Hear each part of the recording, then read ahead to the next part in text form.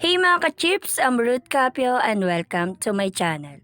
For today video mga ka-chips, isi-share ko sa inyo paano mapadali ang inyong pagbabayad ng inyong mga Meralco bills.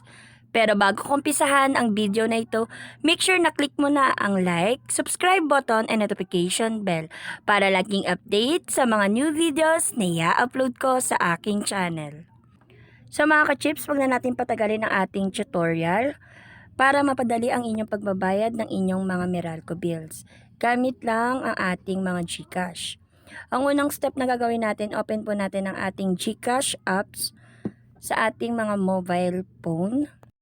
Next, pag na-open na natin ang ating apps na GCash sa ating mobile phone, so ito yung una nyong makikita mga ka-chips. I-click nyo dyan mga ka-chips ang bills. Next step mga ka-chips, i-click nyo naman yung electric utilities. Next step mga ka-chips, ito yung lalabas. So, pwede nyo siyang i-scroll down para mahanap yung Meralco. And pwede nyo rin siyang i-type sa search bar. Next step, i-click po natin yung nakalagay na Meralco. So, dito na tayo sa susunod na gagawin natin mga ka-chips.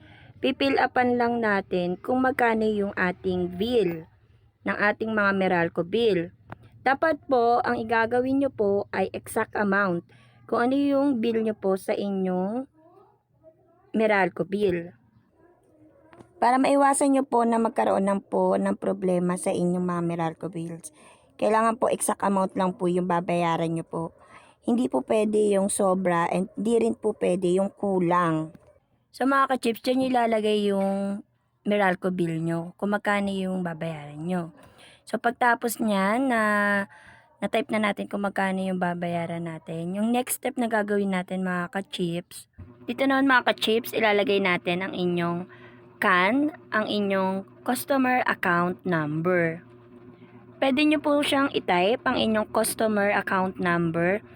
And pwede nyo rin po siyang i-scan mga ka-chips para iwas na rin sa pagkakamali sa pag-type po ng inyong CAN.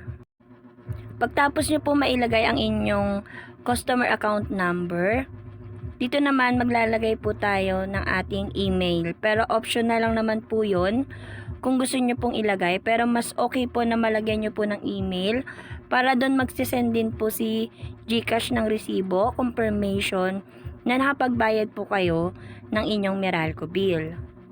Next step po mga ka-chips, double check nyo na po yung mga details na inyong nilagay kung tama po para maiwasan po natin na tayo ay magka-problema sa ating pagbayad ng ating mga Meralco bill. Pagtapos natin ma-check na lahat at tama naman po ang ating mga nilagay na details sa ating Meralco bills, pwede na po natin i-click ang next. Next step mga ka-chips, i-click lang natin yung GCash para makapag-proceed na tayo at mapagbayad ng ating Meralco bill. Pinaka last step na gagawin natin mga ka-chips, double check pa rin po natin kung tama yung details na nilagay natin. And pagkatapos natin ma-double check at tama po ang mga nilagay natin details sa ating Meralco bill, pwede na po natin i-click ang confirm. And pagkatapos nyan mga ka-chips, ito yung makikita nyo na nakapagbayad na kayo ng inyong mga Meralco bill.